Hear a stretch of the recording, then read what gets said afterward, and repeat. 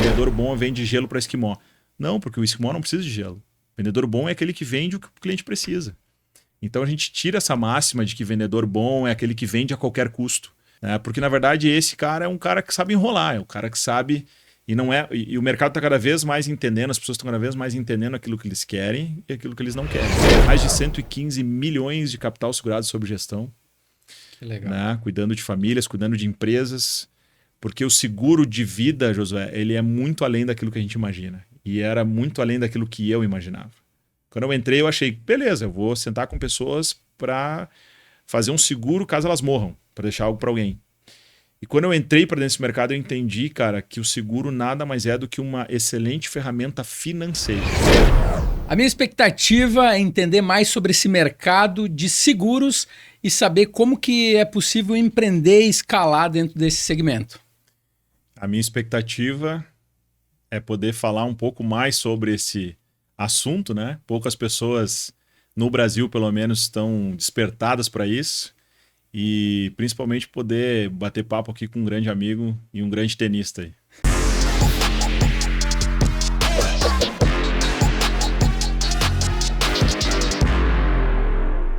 Olá, seja muito bem-vindo a mais um episódio do Bastidores do Lucro. É um prazer ter você junto com a gente. Eu sou Josué Seibel, palestrante, empresário, treinador, sócio fundador do Instituto LVO e host aqui do podcast Bastidores do Lucro.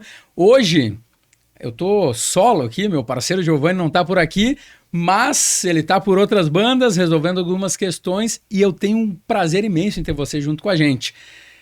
Se você ainda não nos segue no Instagram, @Bastidores do Lucro Podcast. No YouTube, se você ainda não está inscrito, está perdendo tempo. Te inscreve no canal do YouTube, ativa o sininho para receber as notificações. E no Spotify, se você está assistindo ou ouvindo por ali, já avalia esse programa com 5 estrelas para o Spotify entender que esse conteúdo é relevante e mandar essa informação de prosperidade para mais gente. Porque no Spotify, exclusivamente, além de um episódio toda quarta-feira às 18 horas, ainda tem o quadro Ponto de Virada. Tem um quadro de áudios diários com 1 a 2 minutinhos para dar aquele insight certeiro para você energizar o teu dia e ter grandes resultados. Esse episódio, esse podcast tem o apoio da Repedil, da Nola, Hora do Pastel, Sense, também com a gente Raquete na Web e Conexo Engenharia. Eu tenho um prazer imenso em receber você nesse episódio porque eu tô curioso, eu tô animado.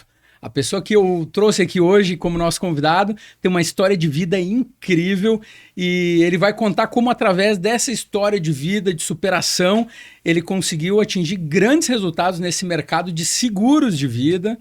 E vou apresentar para você aqui o nosso convidado de hoje, traz essa história marcada por uma virada de chave, propósito e visão de longo prazo.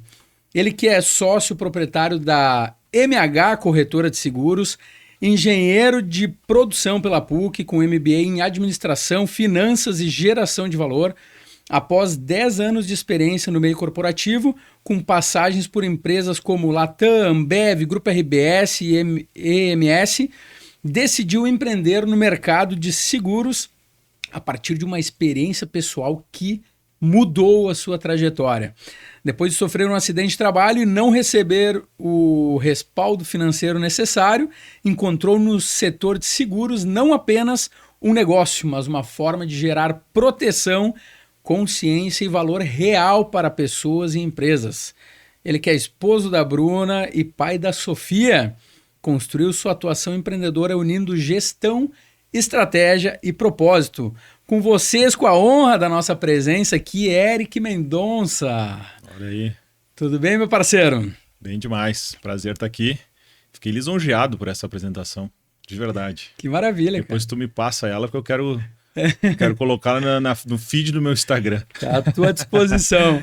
Cara, que prazer ter a tua presença aqui hoje. A gente que se conheceu através do tênis. É verdade. E que, inclusive, eu acho que é um tema que a gente pode até abordar ao longo da nossa conversa, com porque certeza. Muitas conexões se criam a partir daí. E hoje, tu como um empreendedor, um empresário que vem realmente crescendo, trazendo proteção para inúmeras famílias aí pelo Brasil afora. Tem uma aí. história que eu tenho certeza que vai inspirar muita gente. Cara, eu até estava pensando quando eu recebi o convite para vir para cá e tudo mais, a gente começa a pensar o que vai falar, né? Sim. E é incrível como a gente senta com muita gente, praticamente toda semana são pelo menos 5 ou 6 pessoas diferentes, novas que entram na nossa vida, que a gente começa a conversar, né? Nesse mercado principalmente. E a gente dificilmente para contar a nossa história, né? Sim. A gente é muito mais algo mais automático, uma metodologia, então poucas vezes a gente pincela alguns momentos da história, mas a verdade é que tudo que aconteceu e tudo que acontece, a gente só está aqui por conta dessa história de forma completa, né? Então vai ser um prazer poder trazer, claro que não vai ser completo, senão a gente ficaria até amanhã aqui, mas pelo menos poder trazer um pouco mais, né, de informação para quem já me conhece, para os meus clientes, acho que vai ser legal eles conhecerem um pouquinho mais, porque tem muita coisa legal, tenho certeza. São só 32 anos de vida, eu brinco lá em casa isso, né?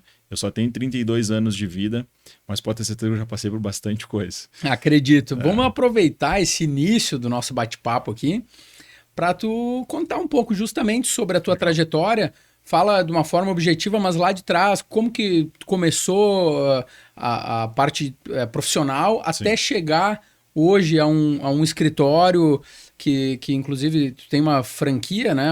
Isso, eu uma tenho franquia uma da corretora, Prudential. a minha corretora hoje, eu tenho uma corretora de seguros, né, em todas as áreas, mas hoje a minha corretora ela é também franqueada à Prudential do Brasil, que é o meu carro-chefe, né, a empresa a qual eu escolhi para proteger os meus profissionais, os meus clientes, as minhas famílias, né, que eu cuido lá, cada uma delas da melhor maneira possível. Todas elas hoje são protegidas pela Prudential do Brasil, a qual eu sou franqueado.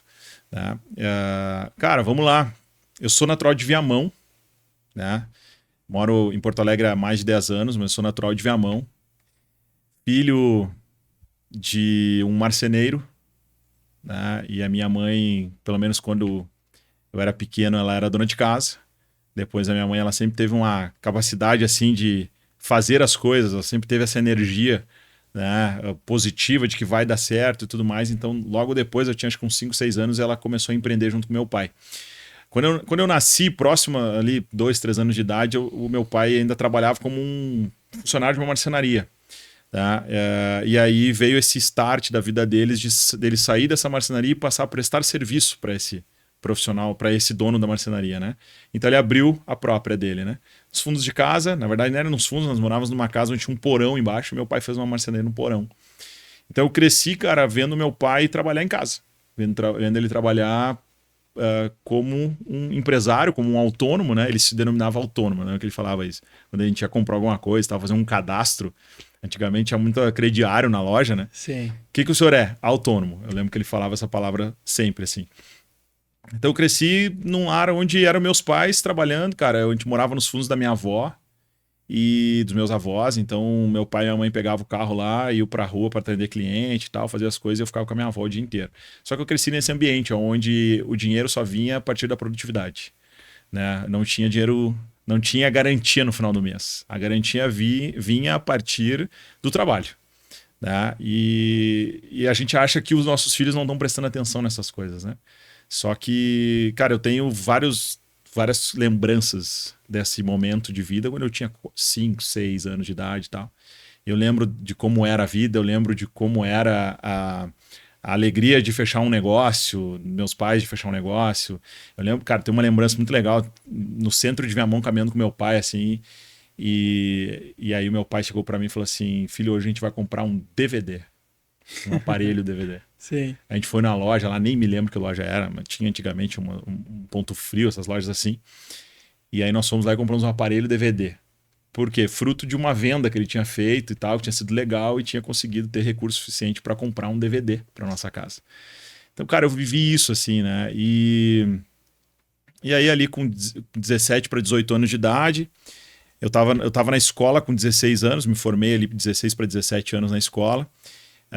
Mas eu te confesso que toda a minha vontade era de ser jogador de futebol, né? Então, cara, cresci num bairro pobre de Viamão, né? Considerado uma vila, que o pessoal fala. Então, cresci lá. Então, a gente jogava futebol na rua, é aquela coisa, né? Toda criança de vila quer virar um jogador de futebol, né? Porque é onde talvez tu vai mudar a tua vida, né? E aí tentei até acho que uns 13, 14 anos, 15 e tal. E aí eu lembro que a minha mãe chegou pra mim e disse: filho, agora já deu de futebol, tu vai fazer faculdade. Só que não tinha condição de fazer a faculdade, né? Agora tu vai estudar, vai dar um jeito, vai passar na faculdade, estuda no Enem, URGS, seja o que for, mas a mãe quer que tu faça faculdade. Cara, aí foi o meu último ano da escola, eu realmente fui pra cima pra estudar e tal, fiz muita redação naquele ano e consegui passar, aprovar no Enem para engenharia de produção na PUC, onde eu me formei. Então eu sou fruto do ProUni, né? Sou formado aí pelo ensino público, né? De certa forma, numa escola, numa faculdade privada, mas a partir de um incentivo público, né? Então não gastei nada para estudar, a não ser a passagem do Viamão. Uhum. Só que muito difícil, né? De começar a estudar sem condição, né? É uma faculdade, de certa forma, cara, então não é só a mensalidade que conta, é todas as outras coisas que envolve, né? E aí eu comecei a trabalhar, precisei começar a trabalhar para poder me manter enquanto estudava. E aí que começou a minha trajetória no meio corporativo. Eu entrei como auxiliar, entrei como estagiário, fiquei acho que uns 3, 4 meses como estagiário e fui promovido a auxiliar de cargas na TAM Linhas Aéreas. Ainda não era Latam, né? Sim. Era TAM Linhas Aéreas. Isso em 2011 para 2012. E aí, cara, meu trabalho era qual? Das 7 da manhã às 3 da tarde, descarregar caminhão e carregar caminhão. Descarregar caminhão e carregar caminhão. Às 3 da tarde eu estava liberado, ia para a faculdade, estudava das 5h30. Isso no aeroporto de Porto Alegre. Isso no aeroporto Salgado Filho. Na verdade, na Avenida Cairu, tinha um terminal de cargas da TAM ali, logo no início da Avenida Cairu. E aí eu pegava o caminhão, ia para o aeroporto, tirava... não sei se todo mundo sabe, mas o avião ele não transporta só mala. Todo mundo está viajando ali, o pessoal está viajando, o porão do avião ele é dividido. Ele tem parte mala e parte carga. Justamente para aproveitar esse transporte, né? Então muitas empresas fazem transporte de cargas por avião. Por isso que tem as empresas de carga das empresas aéreas. Então a gente tem a Gol Cargas, a gente tem agora a Latam Cargo, tem a Azul Cargo. Então todas essas empresas têm a parte de cargas, que é nada mais do que uma transportadora, só que utilizando aviões. E eu era funcionário da TAM, mas na parte de cargas. Então a gente ia lá descarregar lá o pessoal no aeroporto, né, na pista de pouso lá, descarregava o avião numa carreta, na carretinha, sabe essas carretinhas de maletinha? Aí descarregavam as malas, descarregavam as cargas. As maletas iam para o aeroporto, as cargas vinham para o terminal. E a gente descarregava aquelas maletas para o caminhão, levava até a Cairu, chegava na Cairu, descarregava para o terminal de cargas, onde as pessoas iam buscar suas cargas. Então, cachorro, caixão, tudo que tu imagina. Nossa. Tudo que tu imagina. E aí, como é que as vendas entraram na tua vida? Como é que foi Cara, isso? lá, velho, eu tinha 18 anos de idade, eu tirei a folga, as férias de um profissional que era do comercial. Então sempre fui comunicativo, sempre fui, era um guri, tinha 18 anos, mas já era comunicativo. Então a primeira coisa que os caras fizeram, cara, tá muito cheia a loja, precisa de gente para atender. A loja era onde as pessoas iam pegar suas cargas. Então a gente tinha que atender o cliente, achar a carga do cara e entregar para ele, né? E aí lá eu recebi esse convite do supervisor, eu tava lá no meio do caminhão, lá todo sujo, cara, te limpa aí, vai pra loja, atender na loja, que eu acho que tu tem perfil. Aí comecei a atender clientes naquele momento, 18 anos, nunca tinha feito isso na vida, e comecei a atender clientes ali. E aí fui bem, até que surgiu a oportunidade de tirar as férias de um colega do comercial, que era quem atendia as empresas que queriam transportar com a TAM. E aí fiquei acho que um mês lá, os 30 dias do cara, e me apaixonei pelo comercial, pelo ambiente de venda, o pessoal batendo meta, o pessoal vendendo, e aquilo fomentou algo diferente em mim. Só que passaram os 30 dias e eu voltei pro caminhão, né? Sim. E aí que a coisa começou a acontecer. Ali eu tive o primeiro momento na área comercial. Depois eu saí da TAM e fui para a Ambev, que é uma grande empresa também. Aí foi pro comercial na Ambev. Também não, fui para logística na Ambev. Como engenheiro de produção, acabei pegando um estágio superior, que eles falam, né? Ensino superior. Fiquei 2 anos na Ambev trabalhando na parte de logística. Só que a logística ele é o segundo passo depois da venda. Então tudo que a gente vende vai para uma programação de fábrica, que a logística cuida disso, e também vai para a parte de como que isso vai ser organizado no terminal, lá, enfim. Lá na Ambev era um pavilhão enorme, né? Então como é que ia ser organizado? E dali para quem ia, né? Qual caminhão ia encher? Então a logística cuidava do pós-venda, vamos dizer assim, né? Cara, ali eu aprendi várias coisas que estavam em meio ao comercial, né? Então, e aí um dia, de novo, as benditas férias. De novo, cara, sempre fui uma pessoa comunicativa, como eu te falei, então acontecia muito isso. O comercial da Ambev fica aqui em Porto Alegre, a fábrica que eu trabalhava em Viamão, Águas Claras.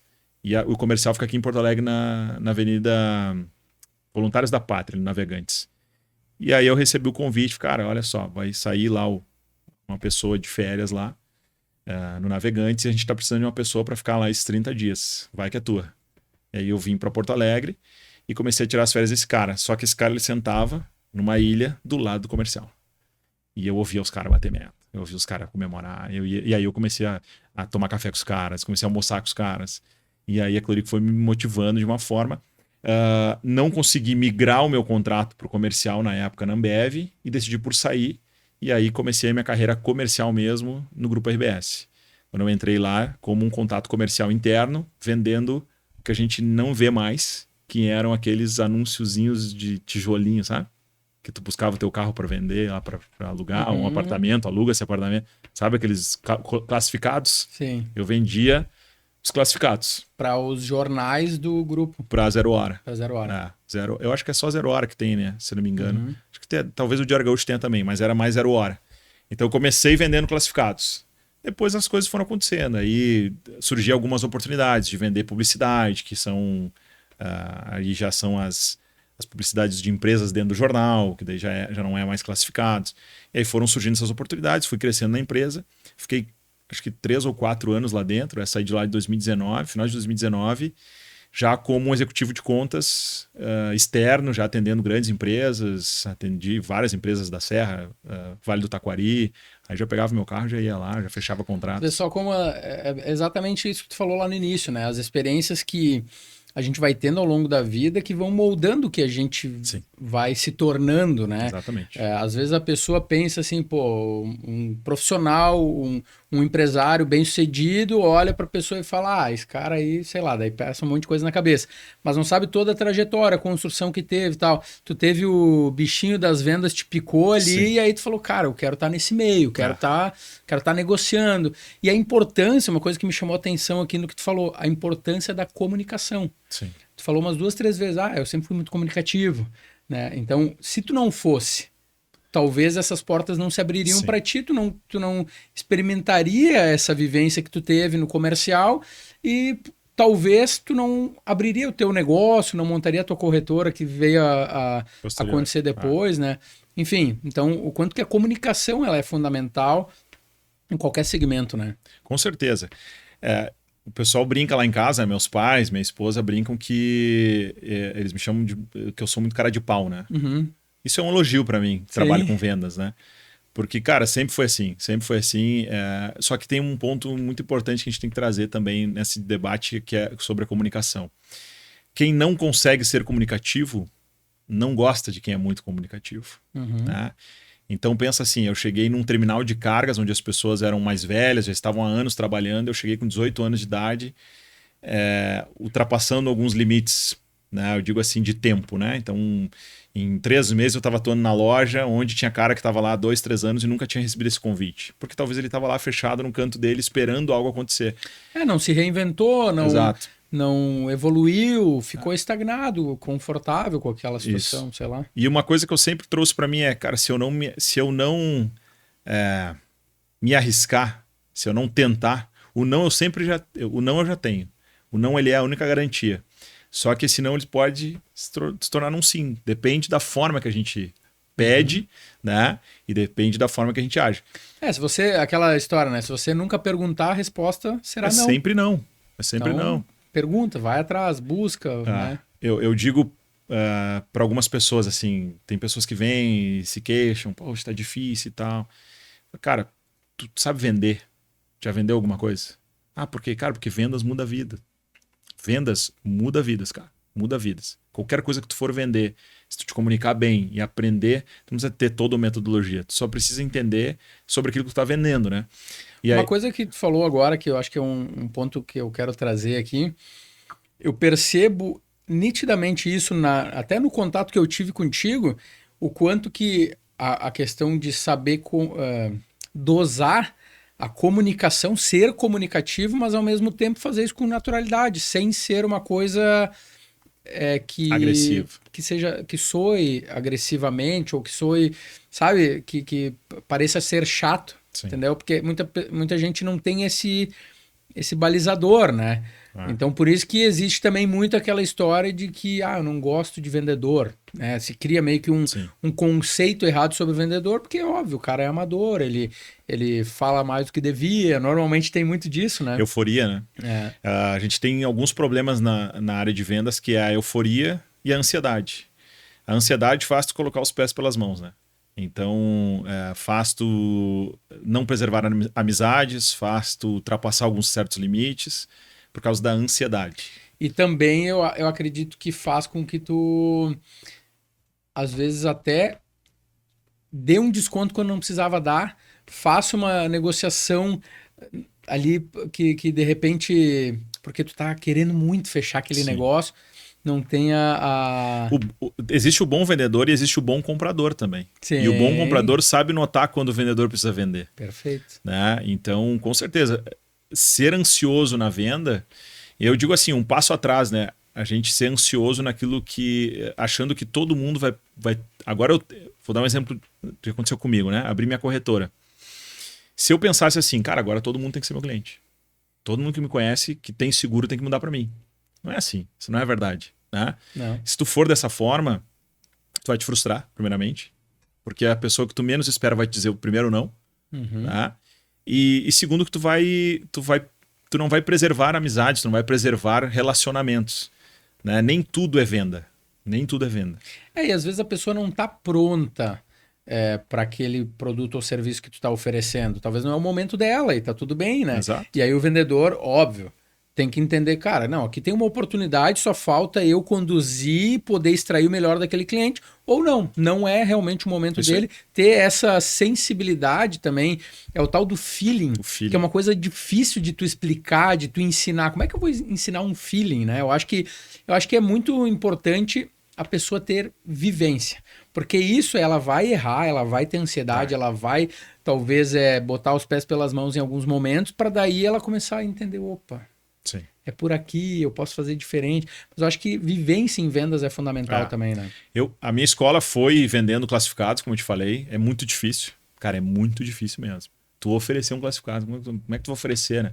Uhum. Então tinha aquelas pessoas que como é que a gente fazia isso? A gente recebia lá uma ligação fria, né? Que vinha lá de uma URA e aparecia para nós. Quero fazer um classificado. E aí tu tinha que conseguir fazer um upsell ali naquele cara. Né, que é fazer, ao invés de ele pagar R$30, que era o mínimo, ele conseguia sair dali da ligação pagando R$45, R$50. Uhum. Né? Então era tudo dentro da ligação. E quanto à questão de vivência em vendas, né, todo o início ele é assim, né? A gente vai botar os pés pelas mãos, a gente vai falar besteira, vai falar na hora indevida, na hora que não é para falar, a hora que é para o cliente falar, a gente vai falar primeiro que ele, a gente vai perguntar e vai responder ao mesmo tempo, a gente vai fazer tudo isso. Mas é o que a gente estava falando. Se tu é uma pessoa que quer crescer nesse meio ou nesse mercado, tu vai aprendendo, né? Só que também, Josué, vai ter aquele cara que nunca aprendeu e segue fazendo isso há anos. Sim. E tá tudo certo também. A gente tinha aquela máxima de que vendedor vende até areia no deserto, né? Ou produto bom se vende sozinho. Ou não, tem uma que era vendedor, o cara é bom, um baita vendedor, vende até gelo para esquimó. Sim. Né? Isso, um grande amigo meu, até depois ele vai ouvir esse podcast, eu gosto de fazer a referência aqui das pessoas que eu uso como referência aqui na conversa, né? Que é o Maicon Parnov. Depois, inclusive, um ótimo pessoa para estar aqui falando contigo. Maicon, está convidado, vamos conversar. O Maicon, ele tem um treinamento que é o Sniper em Vendas, né? E ele fala sobre isso, ele bota lá uma tela e mostra assim, o vendedor bom vende gelo para esquimó. Não, porque o esquimó não precisa de gelo. O vendedor bom é aquele que vende o que o cliente precisa. Então a gente tira essa máxima de que vendedor bom é aquele que vende a qualquer custo. Né? Porque na verdade esse cara é um cara que sabe enrolar, é um cara que sabe... E o mercado está cada vez mais entendendo, as pessoas estão cada vez mais entendendo aquilo que eles querem e aquilo que eles não querem. E à medida que as pessoas elas estão cada vez mais com acesso à informação facilitada, elas também não são mais tão inocentes assim para ser persuadidas por qualquer pessoa que às vezes não está com uma boa intenção ou realmente não está trazendo de fato a solução que aquele cliente precisa, e sim querendo só vender o produto ou o serviço dele, né? Exato, é isso. Então a gente tem que estar sempre se preparando. É como o mercado de vendas, ele não é um talento, ele não é um dom. Talvez a comunicação seja, mas vender não é um dom. Né? Vender é uma prática, é uma metodologia, Técnica. É uma técnica. Treino. Exatamente, é como jogar tênis. Exato. Jogar tênis não é um dom.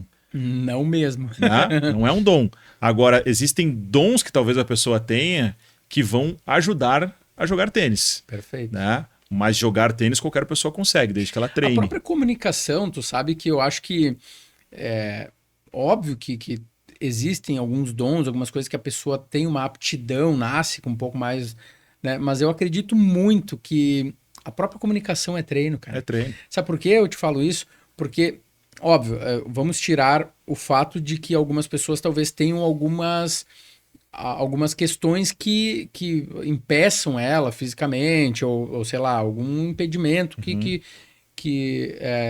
faz com que ela não consiga ter uma boa desenvoltura. Mas fora isso, eu acho que é muito do ambiente que ela está inserida, sabe? Que a pessoa está inserida, do quanto que ela é estimulada. Vamos falar de criança. Também. Né? Se ela está sendo estimulada desde cedo, se ela está inserida num ambiente onde ela é participativa e não como antigamente, muitas vezes, as crianças elas não tinham voz, Sim. não tinham opinião, né? Tipo, tu é criança, tu não tem o que falar aí, né? Deixa os adultos conversarem aqui. Né? E hoje em dia eu percebo que cada vez mais as crianças elas estão inseridas no meio da conversa, até mesmo que daqui a um pouco ela não tem uma opinião formada ainda, mas perguntar a opinião dela, né? E deixar ela pensar, raciocinar, desenvolver aquele raciocínio, né? Então eu acho que isso tudo são estímulos, né, que auxiliam. Provavelmente foi o que aconteceu comigo, né? Porque o meu irmão é muito comunicativo também, né? Os meus pais, então é do ambiente também, né? Claro. O ambiente forma, não adianta. Claro. Eu sou de família italiana, né? Então a gente fala gritando, a minha esposa fica apavorada. Hoje ela já se acostumou, já tá 13 anos comigo, né? E tu vai te lapidando também, né? Até para negociar e tal. Eu falo que, por exemplo, para tu criar rapport com uma pessoa, né? O próprio tom de voz, ele é importante. Porque se tu chega, por exemplo, com uma pessoa que fala devagar e baixo, e tu chegar assim, ó, falando alto e gritando e falando rápido, ela vai, meu Deus, inconscientemente ela vai querer se afastar, porque é muito diferente dela. Isso aí. Né? Então, como é que tu vai criar rapport com uma pessoa dessas? Falando no mesmo ritmo, no mesmo tom de voz dela, o que acontece? Uma conexão. Né? Aí que essa é uma das formas de criar rapport, né? Então, legal. Enfim. Essa escola de... E tu vê como a gente estava falando, que é uma soma de várias coisas que a gente vai passando, né? Quando eu saí da RBS, eu fui trabalhar numa farmacêutica. E eu achei que eu já sabia tudo de vendas. Até eu cair lá numa farmacêutica, ir para São Paulo e fazer um treinamento. E os caras falaram do bendito rapport, que eu nunca tinha ouvido falar na minha vida. Eu tive uma aula de rapport e eu saí de lá, cara... Rapport, tu sabe que é uma das técnicas, assim, que, óbvio, para quem talvez está no meio, no dia a dia das vendas, seja uma coisa mais comum assim, sim. Né? Só que, por exemplo, eu faço muitas palestras, cara, ao longo das palestras que eu faço, eu vou te falar que a minoria das pessoas sabe o que é rapport. Cara, é surpreendente, assim. E é uma técnica que, na minha percepção, ela é fundamental para um vendedor profissional, sabe? E ela pode ser feita de várias formas, né? Eu falei do tom de voz ali, mas tu pode buscar pontos de conexão, por exemplo. Tu entra no escritório de uma pessoa, aí tu encontrou... Um quadro que tem alguma coisa... Às vezes eu uso o exemplo na palestra. Tem fotos de cavalo, por exemplo. Opa, significa que aquele cara gosta de cavalo, né? E aí tu chega ali e tu fala... eu tenho cavalo, por exemplo. Falou, olha aí, parece o Tostado, que é meu cavalo e tal. O que aconteceu? Automaticamente, aquele desconhecido tem um ponto em comum. Começou a criar um rapport. Ele vai ficar 5, 10 minutos falando de cavalo. Aí eu já consegui entrar naquele mundo dele. É isso aí. Né? E assim, são diversas formas. Né? E a conversa vai fluir muito mais fácil. Aí tu chegou lá no outro escritório, o cara tem uma raquete de tênis na parede. Deu, né? Aí tu fala, opa, eu já convido pra jogar. Que tu joga e tal, já convido. Exato. Aí, pô, chega lá no escritório, tem um cara tá tomando um café especial, moeu o grão na hora e tal. Falando isso, quer um café? Quero. Aqui, ó. A gente tá tomando um café que eu vou te contar uma coisa, hein? Tá de parabéns. Bom? Tá gostando? Cara, tá de parabéns tudo, né? A ideia, a marca. Pra quem gosta de tênis, né? Poder tomar um café Exatamente. de uma marca de tenista. Esse café aqui, ó. Esse café aqui, ele é café Grand Slam Coffee. O café do tenista Isso aí. exigente. Ele que é uma marca do Raquete na Web, né? Se você, inclusive, deseja comprar os lançamentos de tênis, as raquetes que estão sendo lançadas agora, que tu não encontra em nenhum outro lugar, Raquete na Web, procura por eles, pode ter certeza que tu vai ser muito bem atendido pelo Alex e todo o time dele lá, para realmente encontrar os melhores produtos, bolinhas, raquetes, todos os produtos de tênis que você precisar. Quero aproveitar esse gancho aqui, nós estávamos falando de vendas, e falar sobre a Sense. A Sense, que é uma agência que vai ajudar você a vender mais através do poder da sua marca. Eles que têm uma equipe extremamente qualificada, o Matheus e toda a sua equipe lá, para realmente fazer com que a sua marca venda, leve a ideia que você deseja. Inclusive, eles foram os criadores da nossa identidade visual aqui, do Bastidores do Lucro, do Instituto LVO, que é o nosso Instituto de Educação Empresarial. Enfim, então, se você realmente quer potencializar a sua marca, vendendo mais, comunicando nas redes sociais de uma forma mais assertiva, @AsenseCria. Deixa eu falar de mais um apoiador nosso que combina, inclusive, muito bem com um excelente café, que é Hora do Pastel. Se você quer consumir um produto de excelente qualidade, com ingredientes tops, realmente de qualidade, que chega sequinho na sua casa, @Hora do Pastel oficial, procura eles nas redes sociais, vai lá, busca qual é que é a franquia mais próxima, a Hora do Pastel, que está inclusive em expansão constante, agora expandiu para São Paulo, já está com 20 franquias abertas no país, e expandindo para outros estados aí também, tem muitos no Rio Grande do Sul, tem em São Paulo, enfim, está em expansão constante aí. Procura a loja mais próxima da tua casa, e para você que está nos assistindo aqui no Bastidores do Lucro, tem cupom de desconto especial. Então hoje é pastel da noite. Hoje é pastel. Busca ali, tem loja próxima da tua casa, inclusive eu acho que da tua, pelo que tu me falou, acho que é da Protásio Alves, entrega ali na tua casa. Vai lá e usa o cupom LUCRO10 para ter um desconto especial. A minha sugestão de sabor de pastel é o Galdério. Na minha opinião, é o melhor que tem. Galdério. É muito bom. E se tu quer um doce, aí tem as variedades lá. O mesclado é muito bom também. Aí amanhã da manhã a gente joga um tênis para queimar. Fechou. Tá? Fechou todas. Fechou todas. Mas dando sequência, Eric, eu quero entender, beleza, aí tu imergiu nesse universo das vendas, né? E aí? E aí depois, como é que foi esse lance de entrar no mercado de seguros? Conta um pouco sobre isso. Vamos lá. Eu, em 2019, estava lá na RBS na época e recebi o convite para conhecer uma empresa chamada Prudential do Brasil. Uma seguradora, não conhecia. Mercado de seguros para mim, conhecimento zero. Vim de uma família humilde, nunca ninguém falou de seguro. Meu pai nunca teve seguro em carro, nada. Né? Então, para mim, não fazia parte da cultura da nossa casa, da nossa família. Né? Quando falava de seguro, eu lembro que perguntava pro meu pai se tinha seguro no carro, ele dizia que o seguro era Deus. Não, meu seguro é Deus. E Deus lá de cima assim, não tem nada a ver com isso. Cada um com seus problemas. Mas era porque a gente não tinha nada, não tinha essa cultura, né? E aí, um ex-gerente do grupo RBS, que foi meu gerente lá, foi para Prudential, lá abriu a franquia dele e me convidou para conhecer o modelo de negócio. Fui lá, tive algumas reuniões com eles. Né? Naquela ocasião não me tornei franqueado, depois eu fui para a farmacêutica, inclusive. Mas naquela ocasião eu conheci a empresa e me tornei cliente. Me tornei cliente em 2019. Cara, em 2020, aproximadamente ali na pandemia, né? Eu saí da farmacêutica, não foi um mercado que eu quis ficar. Eu saí por quê? Porque eu tinha me formado em 2019 na faculdade, engenharia de produção, e o meu TCC tinha sido um produto que o meu pai fabrica até hoje, né? Mas fabricava naquele momento. Então eu peguei aquele produto... Em mercearia? Na marcenaria. Desculpa, marcenaria. Isso, uma porta sanfonada feita de madeira. Isso não existe no mercado, é dele só. Tanto que a gente recebeu agora um convite para fazer parte do Madeira Madeira, né? Porque vai ser a única porta sanfonada de madeira do Brasil. Interessante, hein? E esse foi o meu TCC. Isso aí para a questão de otimização de espaço é excelente. 100%. Né? Na Hoje verdade, em dia, ele os une... imóveis cada vez mais compactos, né? Ele une o espaço, que é... Hoje tu consegue achar uma porta de PVC, de PVC. Sim. Que é feia, né? Mas tá lá. É útil, pelo menos. Ela une o espaço. Então, a porta sanfonada de madeira, ela une espaço. Só que ela traz beleza para o ambiente, que a porta de PVC não faz, que as pessoas não gostam por causa disso, né? Então, eu fiz o meu TCC em cima dessa porta.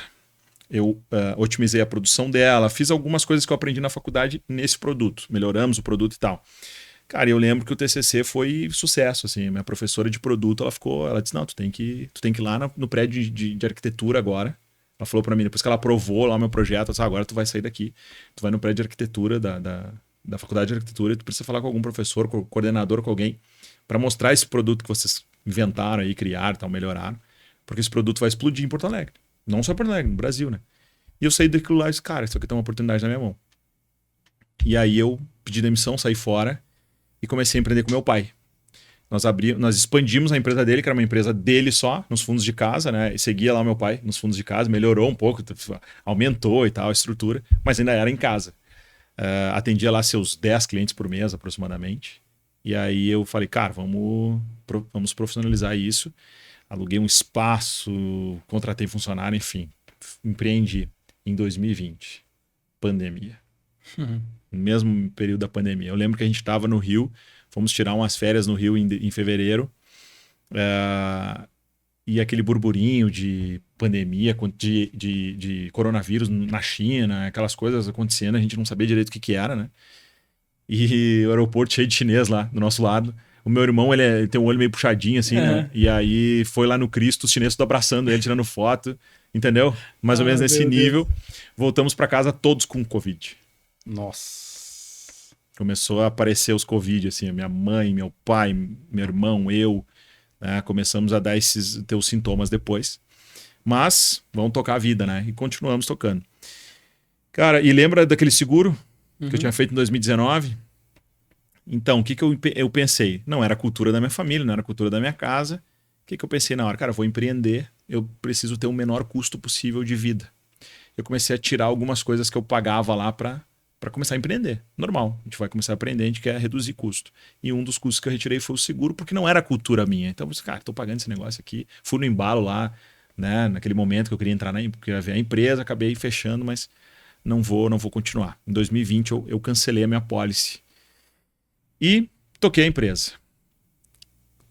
Quando a gente começa a tocar um negócio, sem experiência, porque nunca tinha tido experiência de empreendedorismo, meu pai era um autônomo, então ninguém ali era empresário, a gente vai fazendo as coisas conforme dá. Cara, e chegou um momento onde eu era o vendas, o departamento pessoal, o financeiro, a entrega, a montagem e a produção. Nossa. Mesmo com funcionários. Porque a gente não dava dando conta. A gente está fabricando em torno de 50, 60 portas por mês. Então era muita coisa para nós que meu pai tinha vindo num momento onde o máximo que ele fazia era 10 no mês. Então a gente 5 vezes, 6 vezes mais. E aí lá pelas tantas, no dia 13 de julho de 2021, próximo dos 18h30 aproximadamente, eu sei porque eu ia jogar um futebol às 19 horas. Então eu tava... Não era para eu estar na fábrica naquele momento, eu disse, vou prolongar, vou ficar aqui trabalhando um pouco mais até a hora do futebol, né? Lá por 18h30 aproximadamente, operando uma serra da fábrica, eu me acidentei, né? Então, não sei se a câmera mostra, mas amputei os 2 dedos da mão esquerda, quase tirei esse dedo aqui fora e o dedão também quase foi junto. Cara, ali...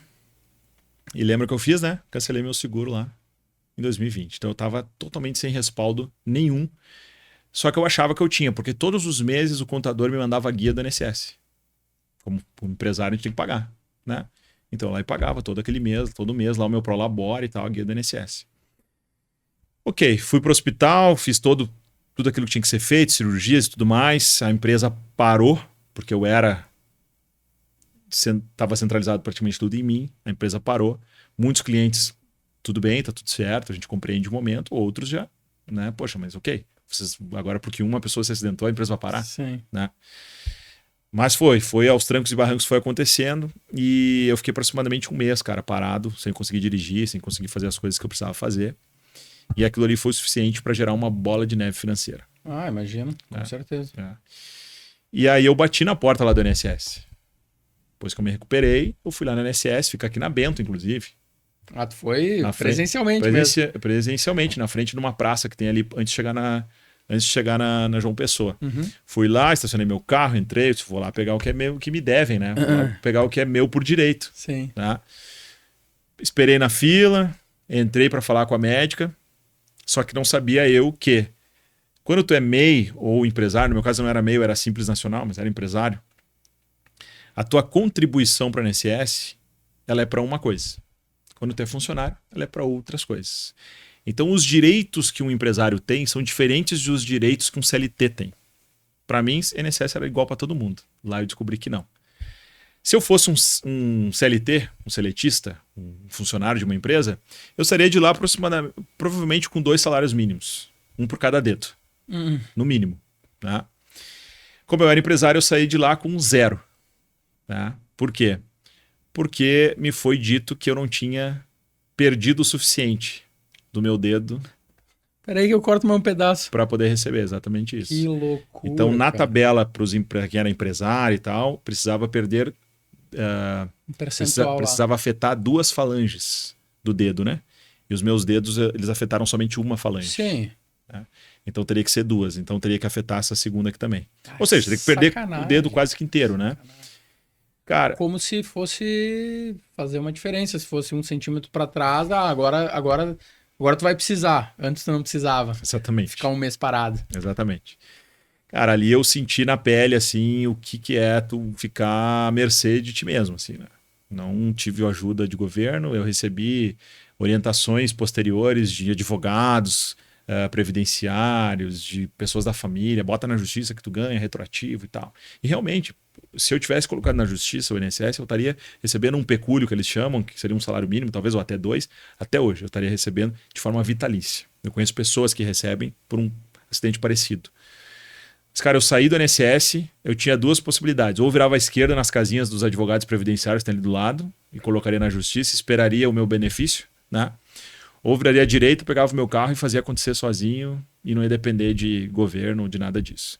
Eu optei por virar à direita e aquilo ali me deu um gás diferente. Eu saí dali, liguei para minha esposa e falei, se Deus quiser, eu não volto mais aqui e eu não vou precisar de apoio do governo porque eu vou trabalhar o suficiente para cumprir, né, para poder ter o meu dinheiro sozinho e vou fazer a partir do trabalho, não vou fazer a partir da assistência. Nada contra quem receba, mas Sim. decidi por isso. E foi a melhor coisa que eu fiz na minha vida. Por quê?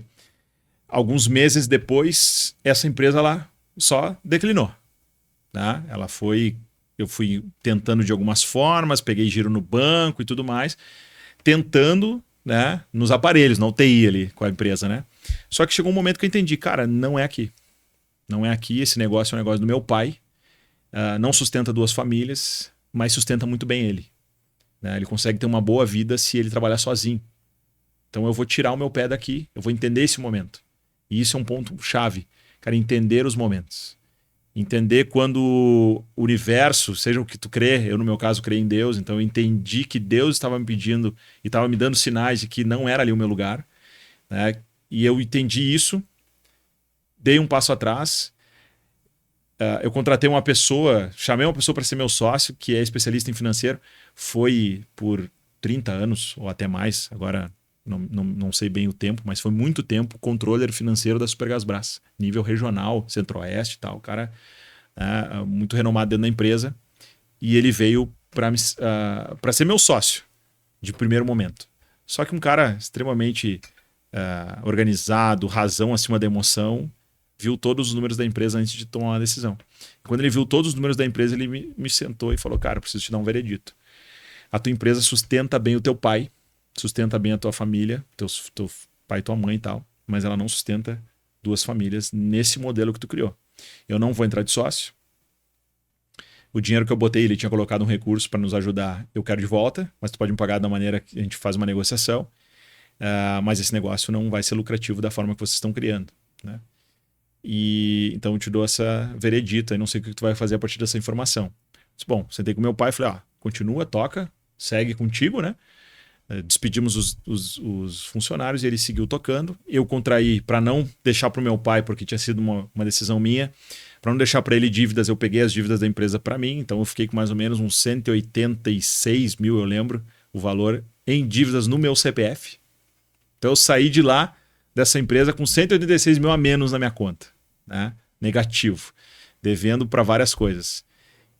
E, cara, 14 de janeiro, conversando com um grande amigo meu, Douglas, falei para ele a situação. Liguei para ele e falei, Douglas, cara, aconteceu isso, eu decidi por sair da empresa, né? O meu pai vai tocar lá e tal, e, cara, eu tô procurando uma oportunidade para fazer acontecer. Eu não tenho dinheiro, mas eu tenho muita energia e muita vontade de trabalhar. E esse cara era da Prudential, né? E aí ele falou, cara, tem uma possibilidade de tu entrar comigo na minha corretora e não precisar comprar tua franquia. Vem para minha corretora e vamos trabalhar junto na minha corretora. Eu agarrei a oportunidade. Naquele momento, Josué, em janeiro de 22, o Douglas ele estava no ranking lá das corretoras franqueadas da Prudential, talvez lá em 400 do ranking, no universo de 1.000 corretoras aproximadamente. Estava em 400, 500, talvez ali naquele... Eu lembro que os 390 melhores iam para uma convenção e ele não ficou, não conseguiu. Então, acho que foi em 300 e... foi em 400 por aí. E nós terminamos aquele ano, a nossa parceria foi tão boa que nós terminamos aquele ano entre os 45 melhores do Brasil. Uau! Né? E isso nos gerou 2 premiações, uma em Sydney, na Austrália, e outra no Havaí. Né? Então, pela primeira vez, a corretora do Douglas foi buscar internacionalmente. Ele tinha ganho já um prêmio na Bahia, nacional, mas pela primeira vez ele foi, né, para outro continente, né? Lá na Austrália. Surfista ele é, né? Então amor. Imagina, no mesmo ano tu ir para a Austrália e para o Havaí. Espetáculo, surfista, hein? Coisa linda. né?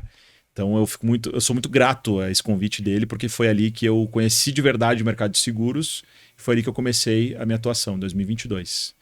E aí, cara, dali em diante eu tô aqui, hoje com a minha própria corretora franqueada. Então em 2024 eu recebi o convite da Prudential para sair da corretora do Douglas e abrir a minha própria.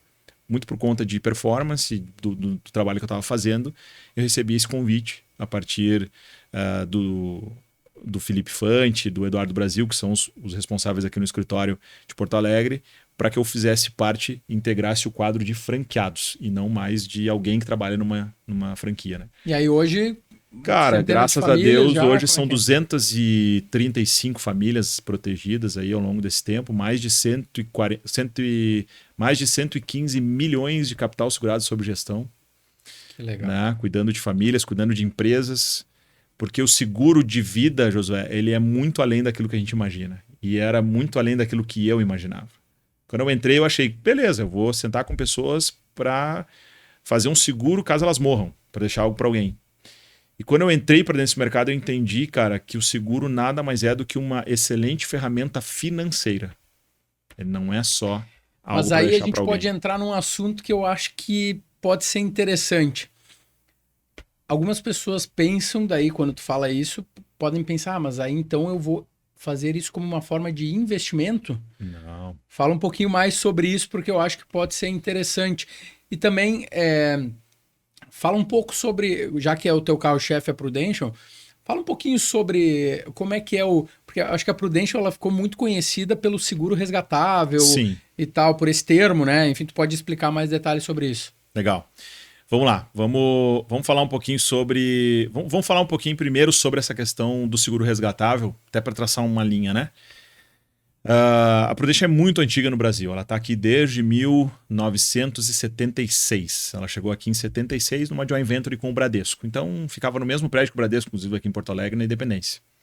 Atendendo os correntistas do Bradesco. Então, quando uma empresa americana ou de outro país ela quer entrar num outro país, né, num país como o caso do Brasil, essa estratégia de joint venture é importante, é interessante, porque ela testa o ambiente, né? Sim. E ela ficou, cara, em joint venture até 98. E em 98 ela decidiu comprar as ações que eram do Bradesco e passou a ser uma empresa independente a partir de 98. Só que isso é a história no Brasil. Ela é uma empresa americana fundada em 1875. Então ela fez 150 anos agora em 2025. E o carro-chefe da Prudential foi trazer um seguro para cá, que é o seguro vitalício, que ficaria mais fácil ser vendido no Brasil como seguro resgatável. Então pegou esse nome. Esse nome pegou. Tá, Eric, mas o que? Ele não é resgatável? Ele é. Só que a gente precisa tomar prestar atenção em algumas coisas antes de falar só que é um resgatável. Porque quando eu falo assim, ó, Josué, eu quero que tu tenha, eu quero te trazer aqui um seguro resgatável. O que a tua cabeça vai entender? Beleza, resgatável quer dizer que eu vou pagar e eu posso resgatar tudo que eu paguei a qualquer momento e tal. Fica aquela coisa assim. Se eu não te trouxer mais informações, vai ficar aquela coisa, um seguro resgatável. E isso vai gerar um problema futuro se tu achar que realmente é só isso e lá na frente tu decidir resgatar e tomar uma surpresa. Então isso aconteceu por muito tempo, em alguns anos no Brasil, que eram vendas de seguro resgatável, famoso seguro com previdência, seguro resgatável, aquelas coisas, que tornou meio nebulosa a imagem da Prudential, que é uma excelente empresa e tem excelentes produtos, mas ficou meio nebuloso naquele período. Depois a Prudential teve uma estratégia inteligente de se reinventar ali a partir de 2020 e 2021, com algumas alterações, algumas pessoas saíram, mais velha guarda, que vendiam dessa forma, entrou franqueados novos e mudou um pouco o conceito. O que é o seguro resgatável? O seguro resgatável, ele na verdade o nome dele é seguro vitalício. Por que ele é chamado de resgatável? Porque nós temos dois tipos de seguro no Brasil. O seguro temporário e o seguro vitalício. O seguro temporário é o famoso seguro bancário, o seguro aquele que a gente paga, e tudo que nós estamos pagando vai a fundo perdido. O Josué ele quer se proteger. Tu tá com que idade, José? 35. O Josué quer se proteger dos 35 aos 80, vamos supor. Dos 35 aos 75, fica mais fácil a conta. Dos 35 aos 75, o Josué vai pagar esse seguro por 40 anos. Ele pode fazer esse seguro renovando de 10 em 10 anos, e a cada 10 anos esse seguro fica mais caro. Ele pode fazer esse seguro renovando de 5 em 5 anos, e assim também ele pode fazer o seguro mais tradicional, que é o bancário, que renova ano após ano. A cada ano esse seguro vai ficando mais caro na tua vida. Chegou aos teus 75 anos, ele ficou muito mais caro do que aos 35, porque tu tá ficando cada vez mais velho. Então ele tem um salto etário. E eu cancelei aos 75. Foi um acordo bom. Beleza, obrigado, seguradora, vocês me protegeram, eu paguei, todo o meu dinheiro ficou para vocês, tá tudo certo. O seguro vitalício ele é diferente. O seguro vitalício ele é um seguro comprado, onde eu compro essa pólice e eu posso determinar o tempo que eu vou pagar por ela. Aquele outro é como se eu estivesse alugando a Aquele pólice. outro é como se fosse um carro alugado. Né? Eu estou usando o carro, ok? E se eu devolvo para a locadora, eu não pego meu dinheiro de volta. Enquanto que eu estiver pagando, eu precisar usar, eu tudo tenho. Certo. Depois que eu terminei de pagar, eu não tenho mais. Ele não é mais teu, né? O seguro vitalício ele é um seguro comprado. E por que o nome é vitalício? Porque eu pago ele por um determinado período e ele vale para a vida inteira. Então ele tem validade vitalícia, vigência vitalícia. Diferente do temporário que tem vigência conforme pagamento. O seguro vitalício, como ele funciona normalmente, ele é feito em 10 anos, mas tem pessoas que fazem 20 ou 30 anos, mas ele é feito normalmente em 10 anos, então tu paga dos teus 35 aos 45 anos. Aos 45 tu para de pagar.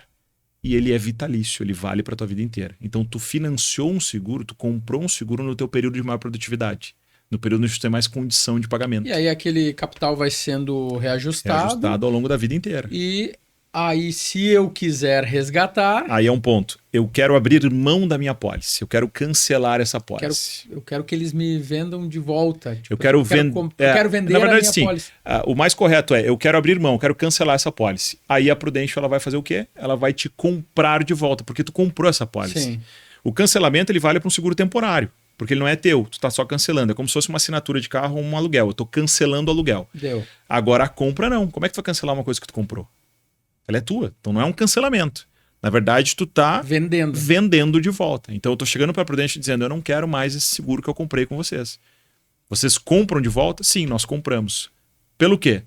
Essa cobertura vitalícia, nós te damos 100% do valor que tu pagou por ela ao longo desses 10 anos, acrescido de IPCA mais 3 ao longo de cada ano.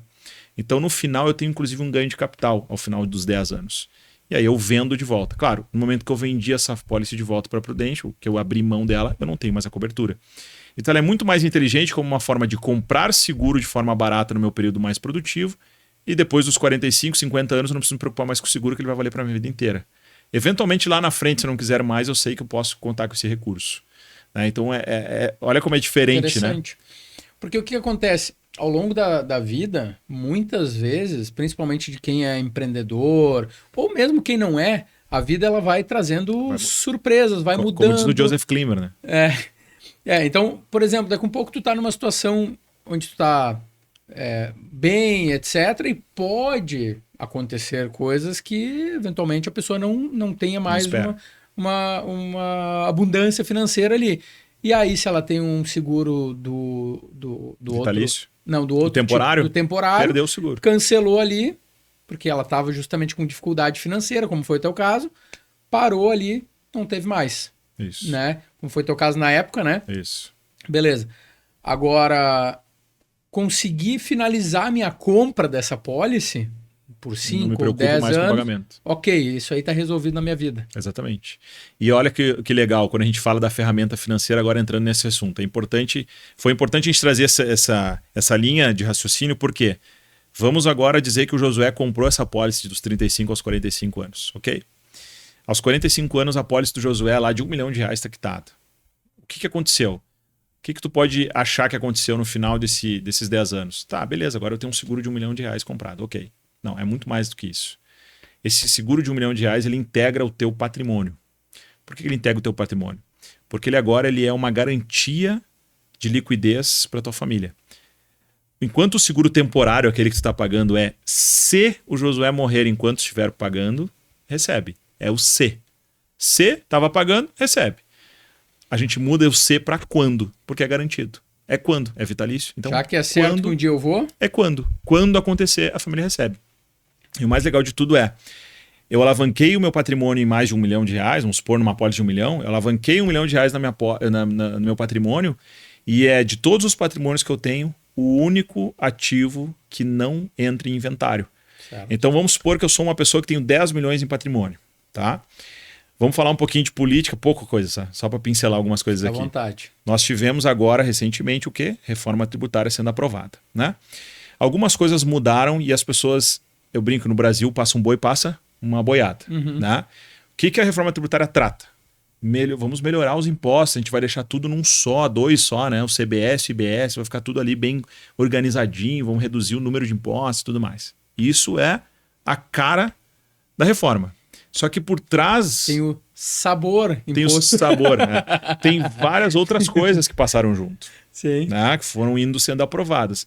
E uma delas é um imposto que poucas pessoas falam, que é o ITCMD. Imposto de Transmissão, Causa-Morte ou Doação. Que é o imposto da herança. Certo. Tá? O imposto da herança... Quando há em vida, mesmo imposto. Paga imposto. Mesma coisa. Mesmo ITCMD. Que antes não tinha, né? Tinha, sempre teve, só que ele era diferente. Em doação ele tinha uma redução, podia pagar menos. O ITCMD ele seguia uma lógica de que cada estado colocava a sua alíquota. Então no estado de São Paulo era 4%, no estado do Rio Grande do Sul 6%, Santa Catarina 8%, e tinha algumas manobras. Se eu tinha uma casa em São Paulo ou um imóvel em São Paulo e eu sou morador do Rio Grande do Sul, como aqui é 6%, tributava por lá. Eu tributava por lá e pagava 4%. Né? Só que aí o estado aqui ficava sem o imposto que eu paguei, ia para São Paulo. Tinha que pagar o DIFAL. Exato. Então Como se fosse uma diferença. Tipo uma diferença. O que começou a acontecer? O que acontece? O que a reforma fez? Vai equalizar todo mundo em 8%, então a gente vai ter um acréscimo de imposto para morrer aqui no Rio Grande do Sul de 30%, porque era 6%, vai passar para 8%, então cresceu 2%, 30% a mais. São Paulo vai dobrar, vai para 8%, né? De 4% para 8%. Santa Catarina já era 8%, fica. ITCMD aumentou. Então vai ficar mais caro a herança no Brasil, transmissão de herança no Brasil. Se eu tinha lá 10 milhões de patrimônio, eu tenho 8% de imposto. Eu tenho R$80 mil. 10 milhões, 800 mil. Eu estava com 1 milhão na cabeça. 10 milhões, 800 mil reais de imposto para liberar 10 milhões. A OAB pede que o advogado cobre em torno de 6% para fazer o inventário. Se essa família tinha filhos menores de idade, obrigatoriamente esse inventário ele vai para fins judiciais. Existem algumas jurisprudências que permitem, hoje algumas pessoas estão conseguindo, alguns advogados estão conseguindo fazer no extrajudicial, mas a norma é que seja no judicial, tá? Aí o advogado pode até cobrar um pouco mais. Mas vamos supor que ele cobrou o que o OAB pede, em torno de 6%. A gente está falando de 8 mais 6, 13% desses 10 milhões. A gente está falando de 1 milhão e 300 mil. De custas para liberar 10. Além disso, custas judiciais, custas de cartório, a gente está falando de mais aí 2%. Então a gente está falando, cara, que em torno de 15% no Brasil é o custo para que tu possa liberar um patrimônio feito por ti mesmo. Inclusive que tu já pagou impostos sobre esse patrimônio. Aí tu pensa lá uma família, um empresário com 10 milhões em patrimônio. Sendo que desses 10 milhões, a maioria desses patrimônios estão imobilizados. Em casas, apartamentos de aluguel. O pouco que ele tem desses 10 milhões é dinheiro. O resto é tudo imobilizado. Em imóveis, a própria empresa dele que vale lá 5 milhões. Aí ele vem a faltar. E a conta chega para a viúva de 1,5 milhão para liberar os 10 milhões. Como que faz? No Brasil, o inventário precisa ser aberto em 30 dias. Precisa ser aberto em 30 dias. No momento que eu abri o inventário, eu comuniquei à Receita Federal que aquela pessoa faleceu. Quando eu comuniquei à Receita Federal que aquela pessoa faleceu, tudo aquilo que era dele e que estava ativo enquanto ele estava vivo passa a estar inativo, inclusive empresa. Eu congelei a empresa do cara. A mesma empresa que gerava o recurso da família. Congelei.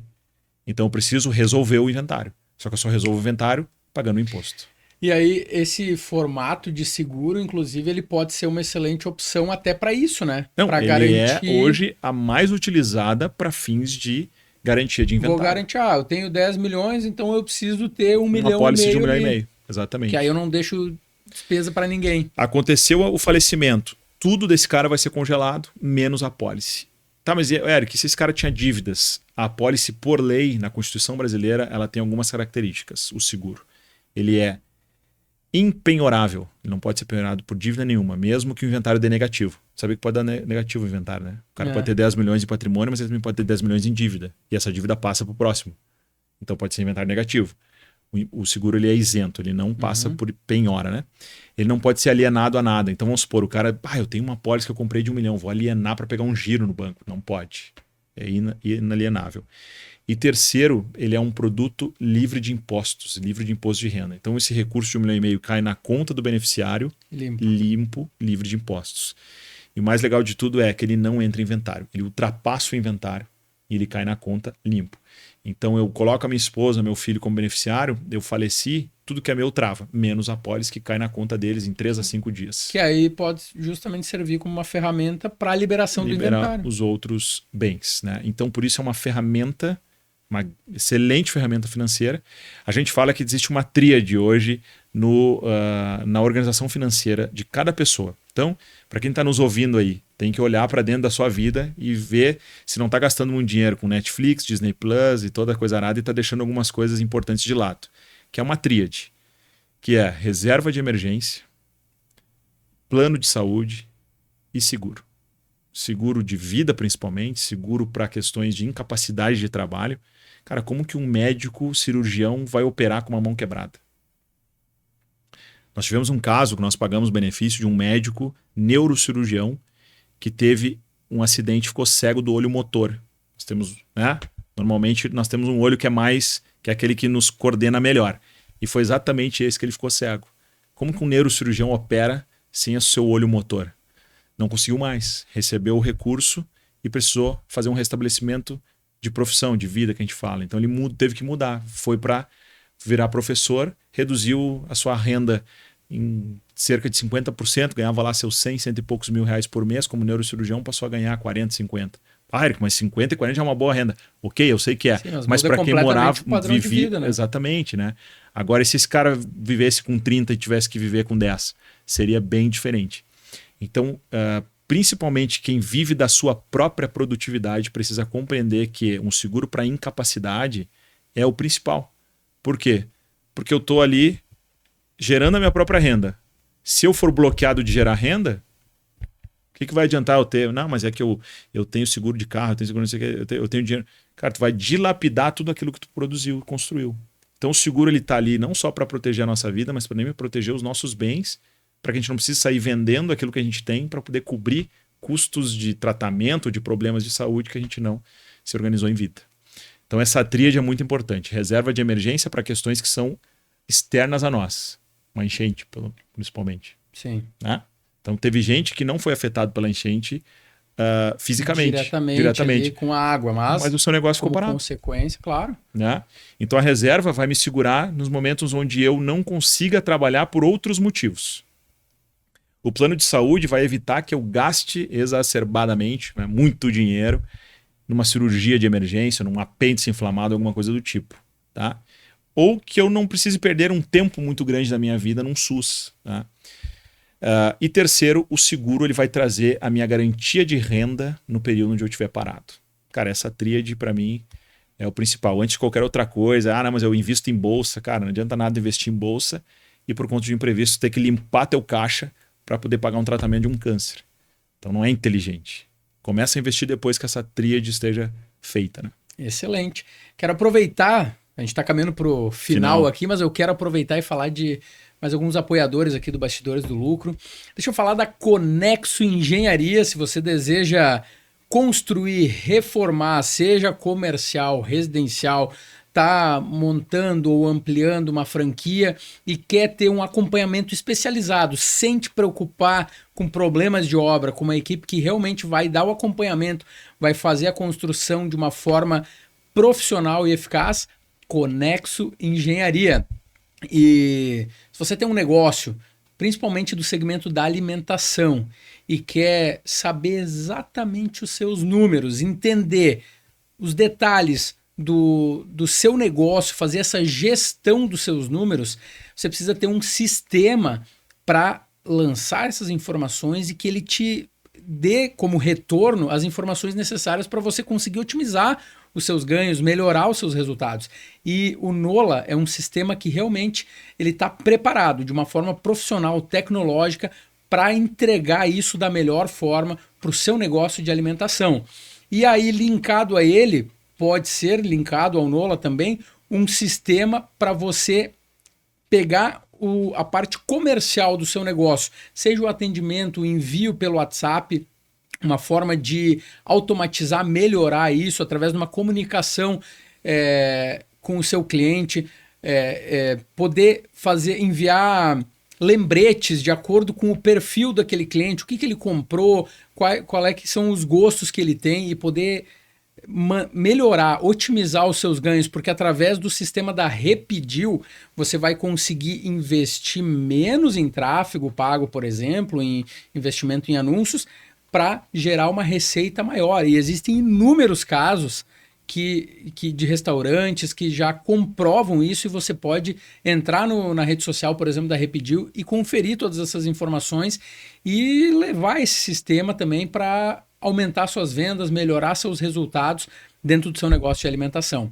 Caminhando para a parte final aqui, Eric, cara, estou muito feliz de verdade. Eu acredito que a gente trouxe um conteúdo de alto valor aqui nesse episódio e a gente, dois vendedores aqui conversando, a gente ficava o dia inteiro, verdade, né? Assunto é que mais tem, né? Mas eu sei que, né, o tempo ele acaba sendo limitado e a gente vai caminhando para o final aqui, mas eu quero te perguntar assim, eu vou ter duas perguntas aqui agora para a gente finalizar.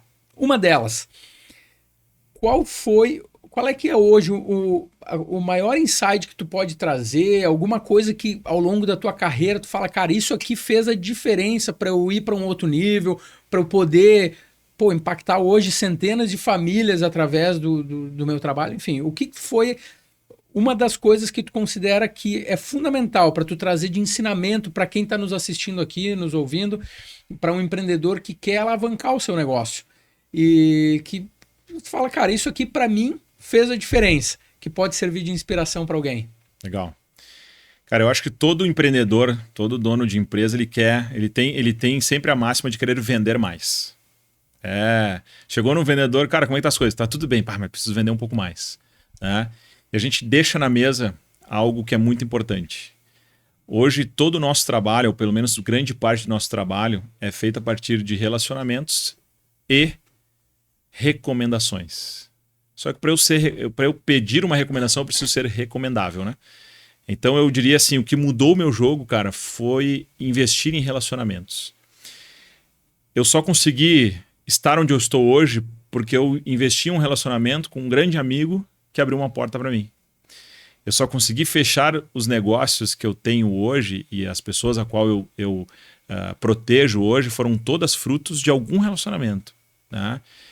Então, cara, eu diria assim, investir em relacionamentos, em conexões, mas não conexões só por fazer, conexões genuínas mesmo, né? Às vezes Vou dar um exemplo prático aqui, tá? Um dos maiores negócios que eu fechei na Prudential, como corretor franqueado, surgiu de um convite de um cliente meu para ir num coffee de empresários 8 da noite em Canoas, tão longe daqui, né? Então, totalmente contramão para mim. Um coffee inicial de empresários e tal, que ia rolar lá. E o custo para tu ir era R$12 ou R$15. Aí na hora, pode ser que ele me escute aqui, né? E ele vai saber disso, mas eu digo assim, o meu pensamento na hora foi aquele pensamento medíocre, né? Foi assim, cara, eu já participei de grupos de empresário, já tive em grupo de empresário, né? E eu paguei lá R$1.000, R$2.000 para poder comprar um ingresso para estar no meio dos caras. Quem será que vai ser os caras que vão estar nesse negócio que o ingresso é R$15? Tá? E aí o primeiro convite eu declinei. Só que o cara foi, Eric, cara, vamos lá, cara, vai ter de novo, não sei o quê. Eu vou. Muito mais por honra esse cara, que é um grande cliente, gente boa pra caramba, um cara fenomenal, eu vou por honra a ele. E eu fui por honra a ele e para surpresa minha, né, lá dentro daquele lugar tinha muitos empresários, conversei com a galera e fui indo. Cara, saí de lá com uma conexão que me gerou o maior negócio que eu fechei ao longo desses 4 anos. Foi desse coffee de empresários em Canoas à noite de R$15. Então a gente precisa entender que toda oportunidade é oportunidade. A gente precisa entender que os relacionamentos genuínos, as conexões genuínas, elas valem mais do que qualquer tráfego pago, velho.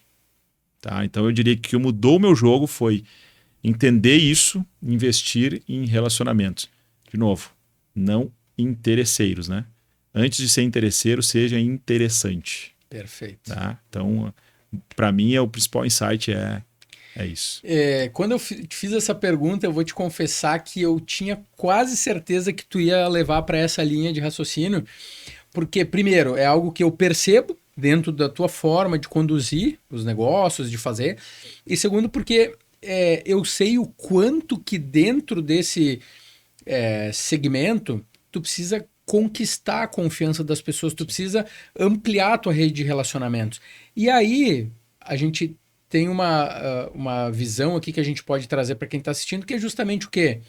Cara, todos os segmentos... Ah, José, mas eu trabalho com tecnologia, eu trabalho com inteligência artificial, eu trabalho com não sei o quê. Não importa, com quem tu vai negociar lá no outro lado é uma pessoa, cara. Sim. E essa pessoa, ela gosta de ser bem tratada, ela gosta de criar novas conexões, ela gosta de pessoas que são interessadas, né? E que realmente agreguem na vida dela. Com certeza. Eu acredito muito num relacionamento, no networking. Eu acredito muito que é fundamental tu poder entender, cara, o que eu posso levar de bom para aquela pessoa. Automaticamente as coisas fluem, né? Para que isso retorne para ti. E óbvio, tu também tem que ser inteligente, tu tem que ser estratégico, ligado e agir na hora certa, né? Isso aí. Não levar somente como uma amizade, mas assim, se tu for bem intencionado e realmente criar uma conexão positiva, não tenha dúvidas de que isso vai refletir. Com certeza, cara, com certeza. E eu vou dizer para ti assim, eu vivi isso na minha vida também familiar, né? Tudo que os meus pais conquistaram na vida deles foi fruto de relacionamentos. Até a casa onde eles moram hoje foi fruto de um relacionamento, de uma amizade com os antigos donos, né? Uma amizade sem pedir nada em troca e que eles simplesmente quase foram presenteados pela casa onde eles moram hoje, que foi a minha casa, inclusive, na minha adolescência inteira, né? Por causa de um relacionamento genuíno, por causa, né, de uma conexão, de um relacionamento genuíno. Então é isso, é ser interessante, não interesseiro, gerar algo para alguém, né? Eu sempre falei para minha esposa que eu queria empreender e eu nunca gostei de ser CLT, por mais que já fui, mas não gostava, né? E ela dizia, por quê? Não sei, porque eu quero empreender na vida das pessoas. Eu não quero empreender só para mim, eu quero empreender na vida das pessoas. Quero poder gerar algo para alguém. Agregar valor naquela Agregar pessoa, valor a alguém, né? Então, cara, hoje eu consigo fazer isso quando eu pago um benefício. Sabe que eu quero só aproveitar o tempo aqui para trazer uma informação legal. Tem uma máxima no mercado, ou nas pessoas, principalmente na cultura brasileira, de que seguradora faz de tudo para não pagar seguro. Isso é um ditado popular, ficou aí, né? A galera fala, seguradora faz de tudo para não pagar seguro. Olha as letras miúdas, não sei o quê, né? O que me encantou no mercado onde eu estou hoje e no lugar onde eu estou hoje é que, cara, nós temos lá uma competição, mas não ao mesmo tempo, que pensa que são todos franqueados. Então, em tese, se eu chego aqui para falar com o Josué e ele conhece um outro franqueado, nós estamos competindo, né? Sim. Em tese, nós somos concorrentes. Só que a gente não se enxerga dessa forma. A gente se enxerga como um colega de mercado e o que a gente puder ajudar um outro, a gente ajuda. E nós temos grupo interno dos franqueados aqui do Rio Grande do Sul, que são em torno aí de 160, mais ou menos, no estado inteiro, que nós festejamos benefícios pagos e não temos grupo para festejar negócios fechados. Por quê? Porque a gente entende o propósito do nosso trabalho. Cara, negócios vão acontecer todo o tempo. Negócios, a gente vai gerar conexões, vai fechar seguros, as pessoas vão fechar com a gente, tá tudo certo. As pessoas vão procurar, tem gente que procura, tem gente que não procura, mas quando ficar sabendo vai querer. Tá tudo bem. Agora, cara, pagar um benefício para uma pessoa ou para uma família é o que muda o nosso jogo. Aqui, ó. Porque tu entende, ali é o momento onde tudo aquilo que tu fez, todo aquele processo de venda, pré-venda, venda, pós-venda fez sentido. Quando tu vê o Pix caindo na conta do cara e o cara, cara, muito obrigado. Fez a diferença nesse momento. Fez a diferença total. Eu tava indo jogar um tênis semana retrasada e recebi um e-mail da Prudential dizendo benefício liberado e tal para um cliente meu, né? E veio muito acima do que ele esperava. E eu sabia que já ia vir aquele valor e eu fiz a surpresa justamente. Ele me ligou e falou, vai vir tal valor, né? Eu falei, vamos ver. Mas eu já sabia que era muito acima. Acho que ele tinha esquecido alguma coisa e tal. E aí eu liguei pra ele, antes de jogar o T, tava na quadra já. E aí eu recebi um e-mail e falei, não, para, não, vamos começar. Eu preciso ligar pro meu cliente para dar uma boa notícia. E aí liguei pra ele e falei, tudo bem e tal, tô te ligando para te dizer que o teu benefício foi liberado. Em 2 dias no máximo aí tu vai receber o valor na conta. E aí ele, é aquele valor mesmo? Eu, não, é esse aqui. Cara, 3 vezes mais do que ele imaginava. Né? E ele, eu tô muito feliz, eu tô muito aliviado Imagina, né, cara? No momento, depende da situação que a pessoa passou. Sim. Não, ficou internado vários dias no hospital, começou a passar por uma cirurgia. E, cara, isso aí tu só valoriza quando ou tu tem alguém muito próximo que passa por isso, ou tu mesmo passa, né? Então, tipo... No meu caso foi o contrário, né? Eu passei e não tinha, né? Isso. Mas aí que tá, aconteceu contigo. E aí tu percebe o quanto que isso fez falta, né? E esse trabalho que vocês fazem, na realidade, ele vai muito além de vender seguro. É uma mudança cultural, uma mudança de raciocínio, de linha de pensamento, né? Que a pessoa tem que ter uma tomada de consciência. Exato. Então, até por isso que, cara, o vendedor, né? Eu acredito que todo mundo é vendedor, né? Mas assim, o vendedor de seguros, vamos dizer assim, dessa forma, ele é um cara que ele precisa entender muito mais do que de seguro.